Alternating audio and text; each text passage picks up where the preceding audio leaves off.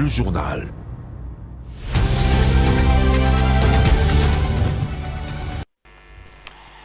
Mesdames et messieurs, bonsoir. Nous sommes mercredi 8 mars. À l'est du pays, en plus du retrait imposé aux rebelles soutenus par le Rwanda, les troupes du M23 sont en débandade dans tous les territoires occupés depuis le mardi 7 mars. Pour les FARDC, c'est la reconquête de toutes les bastions qui se poursuit. Suivez les rappels des faits sur terrain avec nos confrères des TV5. Écoutez, c'est un énorme soulagement pour les milliers de soldats congolais qui ont participé à ces 11 jours d'offensive inédite contre le M23. La fin des combats a été sonnée à partir d'1 heure du matin. Les derniers rebelles du M23, à peu près 150, ont pris la fuite en direction de l'Ouganda et actuellement les militaires congolais ont repris en fait les positions de Tchanzu et Runyoni. Dans leur débâcle, les rebelles du M23 ont laissé 42 véhicules calcinés, plusieurs positions d'artillerie qui ont été complètement brûlées. Une centaine de rebelles du M23 auraient été capturés ou se seraient rendus. C'est un soulagement extraordinaire. Chacun essaie de récupérer un peu parfois des objets insolites. Un soldat paradé tout à l'heure avec sa mitrailleuse et une guitare électrique récupérée au M23. Mais aujourd'hui, le colonel Amouli, le porte-parole de l'armée congolaise, déclarait il y a quelques instants que la guerre contre le M23 est terminée, mais que la guerre contre les autres groupes armés va maintenant commencer. Alors, Mehdi, d'un mot, est-ce qu'on peut dire que les négociations de paix de Kampala en Ouganda vont repartir sur une base purement politique ? Écoutez, c'est ce que souhaite en tout cas la communauté internationale. Désormais, il n'y a plus du tout d'offensive, il y a véritablement un cessez-le-feu. Donc il pourrait y avoir maintenant négociation réelle entre ce qui reste de la rébellion et Kinshasa. Reste à savoir si les derniers rebelles vont accepter les conditions, puisque vous le savez depuis plusieurs mois, ce qui pose problème, c'est l'amnistie, mais aussi le cantonnement des ex-rebelles et leur désarmement. Mais aujourd'hui, on ne voit pas comment le M23, qui est en position affaiblie, qui est complètement atterré, pourrait refuser les conditions qui sont dans le protocole d'accord. Toujours en rapport avec la guerre dans la partie est de la RDC, le porte-parole du gouvernement de la RDC, Patrick Mouyaya, répondant aux questions de la télévision France 24, a émis le vœu de voir les terroristes de M23 et ses complices rwandais respecter la feuille de route mise en place par les chefs d'État sur la situation sécuritaire dans la partie est de la République démocratique du Congo. Suivez.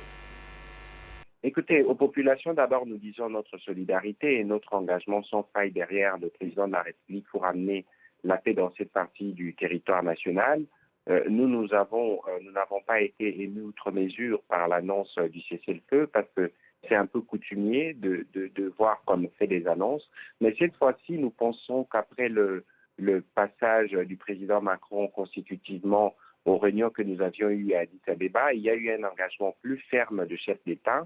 C'est ce qui a justifié, par exemple, que le président Lorenzo a reçu les commandements du M23 pour leur notifier la décision qui a été prise. Attendons voir dans les jours qui viennent. Mais de toute façon, pour nous, c'est les cessez-le-feu, le retrait, le cantonnement et puis le programme de désarmement et de réinsertion. C'est ça le plan et nous disons non.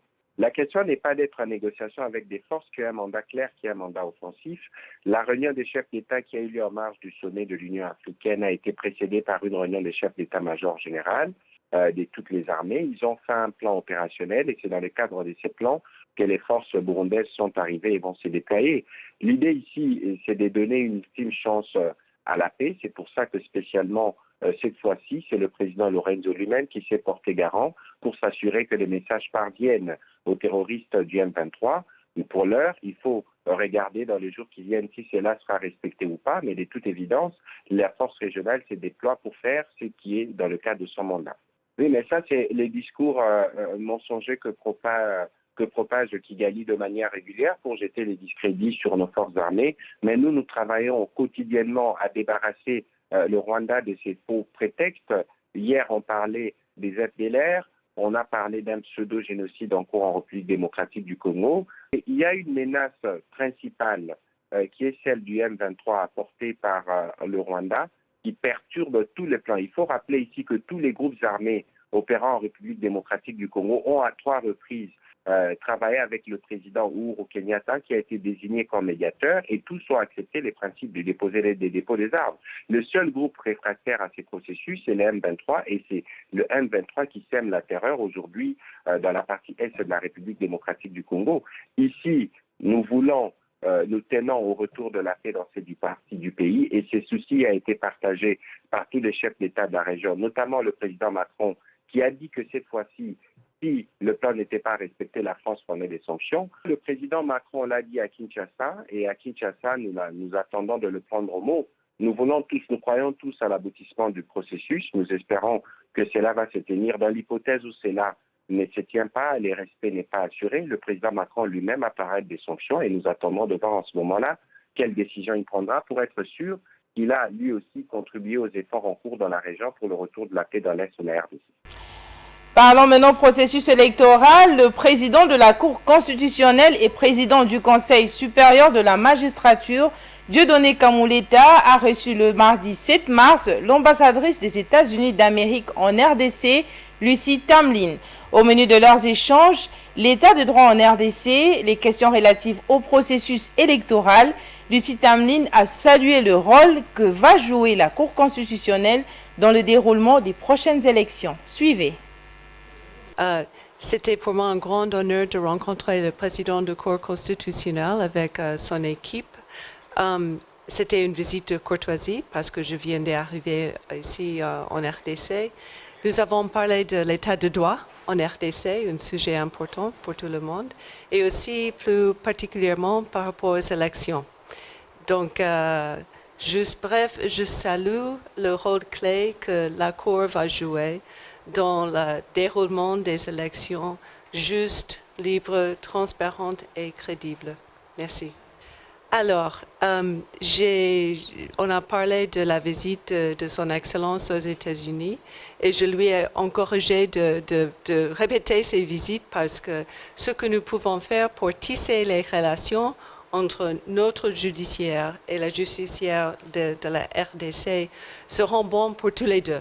Donc, les échanges d'expérience, la formation, toutes ces choses sont importantes pour vraiment renforcer les relations davantage entre nos deux institutions. La recherche de l'équilibre entre les budgets alloués aux provinces ainsi que les différentes préoccupations concernant la répartition des ressources pour s'assurer d'un développement intégral et inclusif. Tels sont en substance des sujets au centre de l'audience que le directeur général de la Caisse nationale de péréquation, CNP en sigle, Jacques Kokomulongo, a accordé au gouverneur de la province du Nord Ubangi, Malo Mobutu Nzima. Suivez tour à tour le gouverneur et les DG de la CNP. Nous avons une chaîne de commandement qui nécessite, je pense, un petit peu de forcing pour que nous puissions arriver à une fin relativement favorable pour la majorité des provinces et pour la province du Nord Ubangi. C'est une caisse de solidarité nationale. Les provinces moins riches en profitent plus que les provinces plus riches. Et ainsi on crée cet équilibre. Et bien évidemment, il se retrouve dans ce principe de province pratiquement abandonné et dû à cet éclatement, à cette décentralisation. Et aujourd'hui, avec la Caisse nationale de péréquation, ils peuvent retrouver leur équilibre à travers les projets qu'ils nous proposent. Nous avons reçu les projets et nous constatons que ce sont des projets qui ont un rapport avec notre plan d'action et avec leur clé de répartition. En société, une grande partie de la commune de la Gombe est victime des difficultés concernant la fourniture régulière en énergie électrique. Ces ruptures de courant sont causées réellement par des constructions anarchiques qui empiètent sur les emprises de l'État et endommagent les installations de la Société nationale d'électricité, SNEL en sigle, qui demande aux autorités de bien vouloir régler ces contraintes. Suivez un agent de la SNEL qui s'en explique. Ici, nous avons la cellule 30 kV. C'est cette cellule qui alimente le câble qui est tombé en panne. Et nous sommes en difficulté de réparer à cause des constructions qui sont érigées sur les câbles, sur la tranchée des câbles. L'équipe que vous voyez dehors a localisé la panne, Mais on ne sait pas intervenir puisqu'il y a des constructions de part et d'autre. Ceux qui réparent vont soulever les têtes de câbles pour voir s'ils peuvent réparer. Mais nous voyons déjà la difficulté, même si on voyait les bouts des câbles là, puisqu'on doit suivre les dérives des câbles. Mais partout il y a des constructions. Dans la commune de Gombe, qui est perturbée par cette panne, puisque d'ici le poste de Lingouala jusqu'à Gombe, nous avons 3 liaisons. Il y a une liaison là, la plus ancienne, qui a 2 câbles. Et c'est cette liaison-là qui est touchée. C'est ce qui prend beaucoup de charges. Les 2 liaisons qui restent, une liaison alimente sous station Parlement et une Gombe, mais ne suffisent pas à elle seule de prendre toute la charge de Gombe.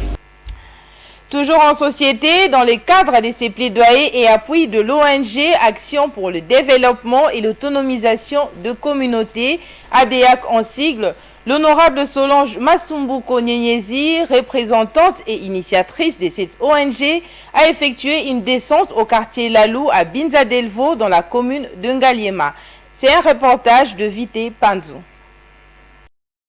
Les problèmes liés aux érosions, aux difficultés d'accès à l'électricité ainsi qu'à l'eau potable sont devenus récurrents dans la commune de Ngaliema, plus précisément au quartier Lalou à Binza Delvaux. C'est à ce propos, dans le cadre de ces multiples plaidoyers, que l'honorable Solange Masumbuko Nyenyezi, représentante et initiatrice de l'ONG Action pour le développement et l'autonomisation des communautés, ADEAC en sigle, répondant à l'appel des habitants, est descendu sur terrain pour s'enquérir de la situation. Les habitants de ce coin n'ont pas manqué de lui exprimer leurs besoins. Donc, tous qui pendant un problème, il m'a cassé pour tous à couranté. Tous à couranté pendant 1 mois. Ba maman va kenda à côté, ba tata va kenda misala. Tous à difficulté côté courant. Ata ba maman ba bimara tongo, ba obima sou tongo te po ba omona mulili courant ezate. Bana ko sokola bilamba na bango eza pasi po mai to osala na mai ya forage eza pasi ata ko repasser eza pasi mai leki na mubage boy nazo kene ko luka mai musika eza maramu te biso to lingi o aya ko sepisa quartier na biso tozala na biloko ya mai tozala bakura esana bakati bandaku bana bazo souffrir. L'honorable Solange Masumbuko a aussi effectué une visite dans une école où une partie des bâtiments a été emportée dans un ravin et les élèves ont été obligés de se confiner dans une salle de classe pour suivre les cours dans des conditions déplorables. D'ailleurs, nous avons lancé un cri d'alarme aux autorités. Nous avons écrit à 2 reprises. Cela s'est passé en 2020. Nous avons écrit aux autorités de nous aider. C'était d'abord la première salle. Il n'y avait eu aucune réponse. Et cette année, la 2e salle. Nous avons mis des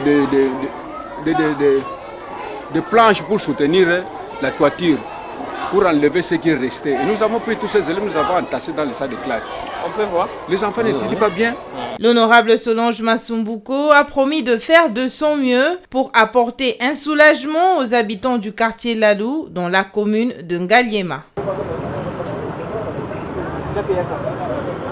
En marge de la journée internationale du droit de la femme, l'honorable Solange Masumbuko Nyenyezi de la circonscription de la Lukunga était l'invité du plateau spécial 8 mars animé conjointement par des journalistes des Mondico Télévision. Il était question d'échanger autour du thème de l'année de la journée internationale du droit de la femme, l'éducation numérique égalitaire pour la paix et l'autonomisation des filles en RDC. Suivez. Bonjour. Quel plaisir. Le plaisir est partagé, madame, chez vous. C'est dans le souci de sensibiliser la femme congolaise en général et quinoise en particulier que l'honorable Solange Masumbuko a rappelé à la femme congolaise son droit sur la bonne utilisation du numérique, combien important pour l'éducation, l'émergence et surtout dans la promotion des droits des femmes encore en souffrance en RDC. La journée internationale de la femme, c'est un moment où nous évaluons les avancées des femmes, mais aussi les défis majeurs pour la participation active de la femme au développement du pays. Dans notre pays, nous avons quelques chiffres qui nous disent que l'état des lieux que nous vivons présentement par rapport à la participation politique de la femme, 10%, 60 femmes au Parlement sur 500 et nous avons 27% au niveau du Sénat Et au gouvernement, nous avons près de 30%. Dans les entreprises, ça nage entre 20 et 30%. Il y a quand même une évolution, mais le défi reste majeur. Nous pensons que la constitution de la RDC prône la parité des hommes et des femmes dans la gestion de la chose publique. Nous pensons qu'il y a encore des défis. Revenons sur le thème de l'année, l'éducation numérique égalitaire pour la paix et l'autonomisation des femmes. L'élu de Kinshasa n'a pas manqué de faire quelques recommandations qui permettront à la femme d'intérioriser les acquis de ces thèmes de l'année. À toutes les femmes, aujourd'hui, nous pensons l'éducation au numérique, au digital est un atout pour notre développement, mais aussi un atout pour la pacification de l'Est et pour la fin de la guerre, parce que nous devons utiliser le digital pour ramener la paix et pour réclamer la paix au Congo. Mais à toutes les femmes, nous pensons qu'il est temps qu'on se lève pour s'autonomiser et ainsi participer au devenir de notre nation. À toutes les mamans de Kinshasa, nous pensons que nous allons passer ces moments de revendication, ces moments d'état des lieux, en collaboration, en compassion avec nos mamans, nos enfants et nos enfants de l'Est qui souffrent aujourd'hui, qui sont violés, qui sont déplacés par ces M23 soutenus par le Rwanda. Bien après le plateau spécial sur le 8 mars, la représentante de l'ADEAC a visité les différents services de Mandiko Télévision sous le guide de l'équipe de la rédaction. Toujours dans le même ordre d'idées, Maud Salomé Ekila, chargée de communication de la Fondation Panzi du Dr Denis Mukwege, a tenu à sensibiliser et conscientiser les femmes contre les violences faites à leur encontre et de montrer aussi aux hommes ce que les femmes subissent après les violences. Elle était au micro de Didier Lofumbois. J'aimerais rappeler aux gens qu'aujourd'hui, ce n'est pas la journée de la femme. Aujourd'hui, c'est la journée de lutte pour le respect des droits des femmes, ce qui est très différent. Nous avons organisé cette sensibilisation aujourd'hui avec des actrices qui ont été maquillées avec des blessures sur le corps, comme des femmes battues, comme des femmes violentées, comme des femmes violées. L'objectif, c'était vraiment de choquer la population quinoise, toutes les personnes qui passent par ici, un endroit vraiment névralgique de la ville, Kitambo Magasin, où les gens peuvent voir toutes ces femmes avec toutes ces blessures, toutes ces femmes qui ont été vraiment abîmées sur leur corps. L'objectif, c'est vraiment de conscientiser, l'objectif, c'est de choquer, l'objectif, c'est de montrer aux gens que il faut absolument déjà briser le silence quand vous êtes victime de violence et que vous êtes une femme, pour ne pas protéger les bourreaux, pour ne pas leur permettre de recommencer avec quelqu'un d'autre. Et l'objectif aussi, c'est de montrer aux hommes qu'est-ce qui se passe quand une femme subit des violences. Comment est-ce qu'elle se retrouve? La plupart des femmes qui subissent des violences ne sortent pas dans la rue et ne montrent pas leurs blessures. Elles souffrent en silence, elles se taisent. Et ça, c'est très dramatique. Au niveau de la clinique Panzi de Kinshasa, qui est une initiative de la Fondation Panzi, du docteur Mukwege, ce qu'on fait, c'est qu'on prend en charge gratuitement ces femmes qui ont vécu des violences sur leur corps, des violences physiques, des violences sexuelles, des violences donc basées sur le genre. Et on les prend en charge gratuitement au niveau médical. Elles reçoivent également des psychologues qui vont pouvoir s'occuper d'elles mentalement, parce que c'est très important quand on a eu des traumatismes de pouvoir avoir quelqu'un qui nous aide psychologiquement. Elles vont pouvoir aussi gratuitement porter plainte avec des avocats qui sont à leur disposition. Et on a aussi tout un programme de réinsertion socio-économique qui vont permettre aussi de redémarrer dans la vie. Vous avez aussi beaucoup de femmes qui sont tout à fait stigmatisées et ostracisées. Alors, le message aussi qui est important, c'est de se dire que souvent les femmes qui veulent porter plainte se retrouvent face à des juges, à des magistrats, à une machine judiciaire qui elle-même est très très machiste, qui est très paternaliste, qui relègue la femme au second plan. Et vous allez voir que pour la plupart des Quinois, quand on les interroge, pour eux c'est tout à fait normal de mettre la femme comme son inférieure. La plupart des hommes Quinois vont vous dire que oui, ils sont les chefs de famille, c'est eux qui vont décider, et leur femme, mais parfois elle peut se ramasser des coups quand elle n'a pas bien agi ou qu'elle a fait quelque chose qui ne leur plaisait pas, ce qui est très choquant. N'oublions pas une chose, avant la colonisation, avant l'arrivée des Belges, des Portugais, des Français, etc., ici nous étions organisés tout à fait différemment. 80% des populations bantoues, et nous sommes bantous sur le royaume Congo, sur le territoire qui correspond à la RDC aujourd'hui, c'était des sociétés matriarcales. Ça veut dire que c'est la femme qui avait le pouvoir économique, c'est la femme qui gérait la famille, qui gérait aussi la cité. Vous aviez des postes à haute responsabilité qui étaient donnés à des femmes. Et c'est très important parce qu'on se rend compte qu'aujourd'hui, et par le christianisme, et par ces idées, ces fausses idées qu'on se fait de l'organisation familiale, en attribuant ça à nos traditions, soi-disant, vous voyez des hommes qui mettent la femme au second plan. Même vous avez des familles où les pères vont choisir que c'est leurs fils qui doivent aller à l'école pour étudier, que c'est leurs filles qui doivent faire le ménage, etc. Les Congolais doivent connaître leur histoire. Les Congolais doivent savoir exactement comment est-ce que nous fonctionnions avant que l'on vienne nous oppresser. Ça nous permettrait de remettre un équilibre dans nos relations entre les hommes et les femmes. Il est très important que les gens se rendent compte que cette lutte, ce combat pour le respect des droits des femmes ne concerne pas que les femmes. C'est un combat qu'on ne pourra mener qu'avec les hommes. C'est un combat de toute la société congolaise, du pays entier. C'est un combat du gouvernement qui doit absolument, même au niveau par exemple des hôpitaux, prévoir des infrastructures, des agents qui sont formés à recevoir des personnes qui ont subi ce type de violence. Toujours dans le même registre, en marge de la journée internationale de la femme célébrée chaque 8 mars de l'année, les femmes congolaises tentent de faire une lecture sur les thèmes retenus au niveau national. Madame Eloge Nzibo, qui milite pour le développement et les enfants et femmes vivant dans des villages, pense que cette catégorie des femmes ne sont pas concernées suite à plusieurs défis liés au développement de ces entités. Elle était au micro de Ronta Luyela et Yvon Chibango. 8 mars, journée internationale dédiée à toutes les femmes.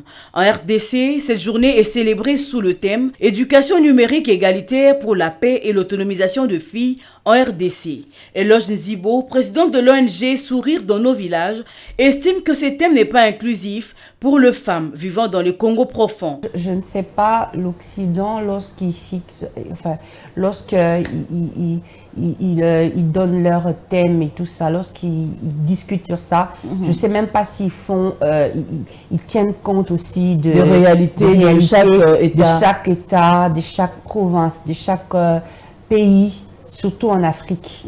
Voyez-vous, si on peut même parler de l'éducation numérique, mais même ici en RDC, à Kinshasa, nous avons ces problèmes. Nous avons ces problèmes. Vous pensez que l'Internet que nous avons, cela est suffisant?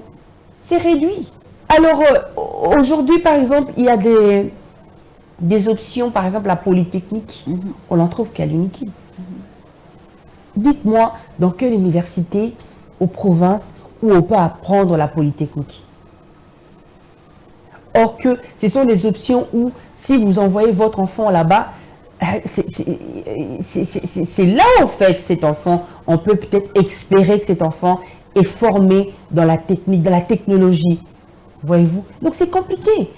Lorsqu'on dit numérique et tout ça, éducation numérique pour l'autonomisation égalitaire et tout. En tout cas, pour moi, c'est utopique. Cette journée est quelquefois assimilée au port de pagne, mais la coordonnatrice de SDV ONG donne ici sa perception. L'autonomisation de la jeune fille ne se limite pas de pagne, ne se limite pas dans les maquillages, dans les choses tralala, non. Quand on est autonome, on sait s'imposer quelque part. On a une marque de poser quelque part. Quand on réfléchit, on dit que voilà, cette femme-là peut apporter quelque chose. On peut compter sur vous. Est-ce que, étant donné que nous sommes femmes congolaises, étant donné que nous sommes femmes africaines, est-ce qu'on peut compter sur nous? Essayons de faire les choses d'une manière qu'on puisse compter sur nous, d'une manière que notre voix puisse aller plus haut, afin que les choses puissent changer. Plusieurs lois sont votées au Parlement en faveur de Congolaises, mais qui restent méconnues par cette dernière. Le mois de mars, dédié à la femme pour cette année 2023, consacre une part notable à l'autonomisation des femmes congolaises. À cet effet, primée parmi les 50 femmes remarquables de la RDC, femme entrepreneur qui a réussi dans ses initiatives et projets, Madame Julia Luonga Mamba, directrice générale du Holding Mandico qui regroupe des filiales tels que Mondiko Cré, Mondiko Frites, Mondiko TV, Mondiko Oupia ou Sucette, à titre d'échantillon, a livré quelques motivations et sentiments personnels à la rédaction. Suivez-la dans cet élément. Je suis Julia Luonga, directrice générale de la holding Mondiko. Aujourd'hui, j'aimerais aborder un sujet très important qui concerne l'Afrique, précisément la République démocratique du Congo. Il s'agit de différents facteurs de sous-développement en Afrique. Comme je l'ai dit, différents facteurs, il y en a plusieurs.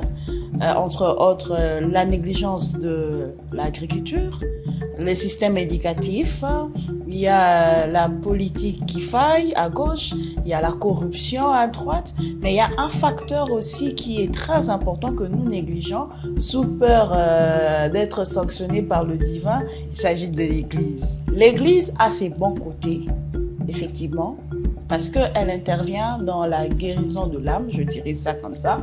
C'est une entité qui rassemble en son sein plusieurs personnes qui viennent au nom de la foi, au nom du respect du Créateur. Mais l'Église aussi joue un rôle sur le sous-développement, car celle-ci, elle ne contribue pas à la création d'emplois. Vous construisez une église de 4000 membres, dont 3800 sont de chômeurs. Et 200, ce sont des politiciens à gauche, à droite qui viennent prier et vous dites que vous développez le pays. Mais les 4000 personnes, les 3800 qui sont de chômeurs, passent 80% de leur temps à l'église.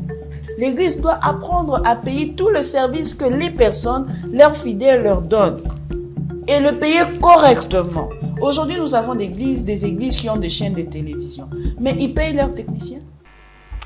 Et enfin, le 8 mars est une occasion pour les femmes congolaises de démontrer les unes les autres ce dont elles sont capables, chacune dans l'accomplissement de leur expérience et vocation.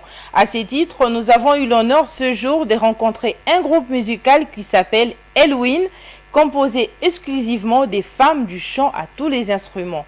Pour cette journée spéciale, l'invitée de cette édition est la promotrice de cet orchestre, Madame Flora Ilunga. Suivez. Bonjour. On peut savoir comment vous appelez? Je m'appelle Flora Ilunga.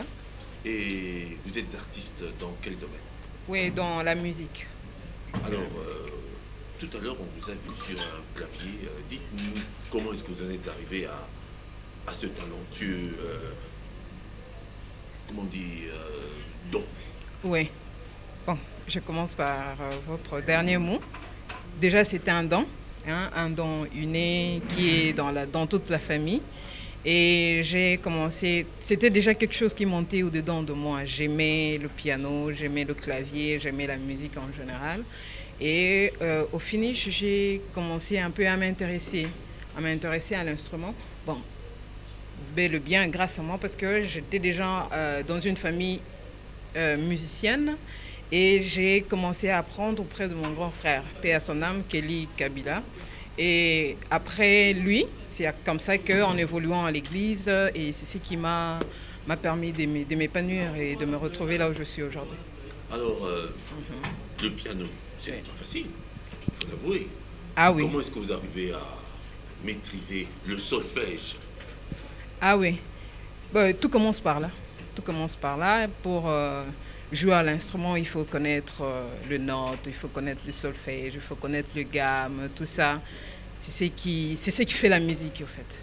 Alors, avant que je vous pose la dernière question, est-ce que vous pouvez nous jouer quelque chose, comme quoi, par exemple? Je prends Bossembo de Maman Lydia.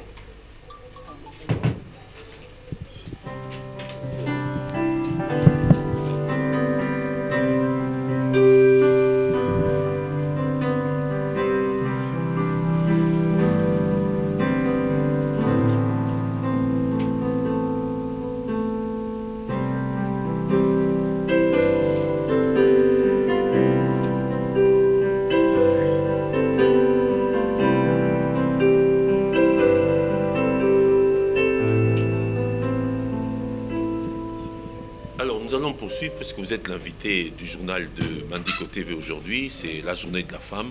Comment ça se fait que je vous vois entouré exclusivement des dames, c'est-à-dire quoi? Déjà, nous nous appelons Elwin Impact Elwin et Impact, c'est une structure de musiciennes femmes. C'est-à-dire que je me suis sentie, ou je me suis retrouvée où j'ai découvert qu'il y a des femmes qui ont aussi des talents, mais peut-être qui manquent à qui s'adresser ou comment ouvrir un peu ou développer ce qu'elles sentent au-dedans d'elles, comme moi aussi au départ je pouvais les sentir. Et c'est comme ça que je me suis retrouvée où j'ai découvert et qu'il y avait aussi des femmes qui pouvaient jouer à la musique comme moi je le faisais. Et ensemble, nous voici aujourd'hui, nous sommes là en train de faire ce métier qui est entre guillemets par moments considéré comme un métier d'homme. Mais aujourd'hui, voilà, j'ai découvert qu'il y a des femmes aussi qui sont capables et qui peuvent le faire. Justement, les femmes qui sont capables, qui peuvent le faire. Oui.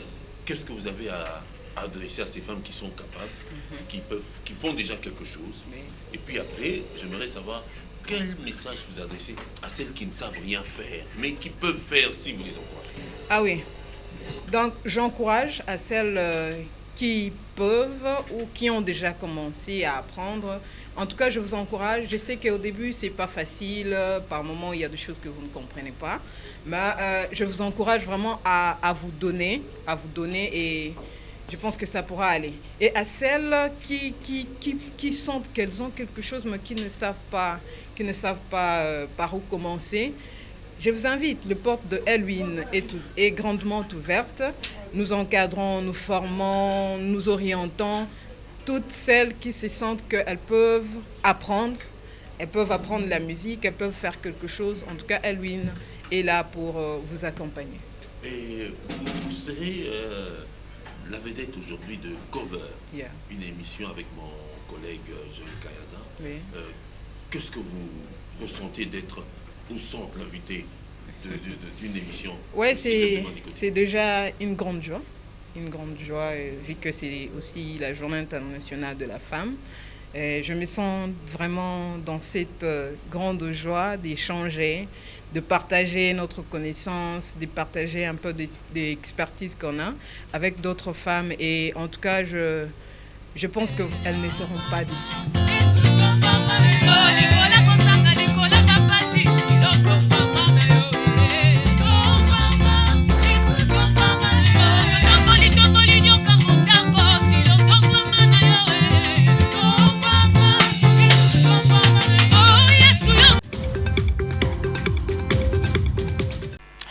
Ce journal est complètement terminé. Le prochain rendez-vous pour la grande édition est pris pour demain à 19h. D'ici là, bonne suite de programme sur Mondico Télévision. Une pensée, un écrit.